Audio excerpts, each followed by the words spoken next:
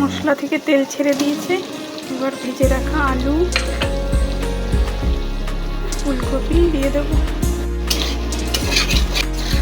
সামান্য নাড়াচাড়া করে গরম জল দিয়ে দেব। ভাজা পনিরটাকে দিয়ে দেবো। আলু ফুলকপিটা যাতে সুন্দরভাবে সেদ্ধ হয়ে যায় সেই জন্য 5 থেকে 6 মিনিট ঢাকা দিয়ে রেখে দেবো। কাসুরি মেথি ও কাঁচা লঙ্কা দিয়ে দেব। নামানোর আগে হাফ চামচ ঘরে তৈরি করা ঘি দিয়ে দেব।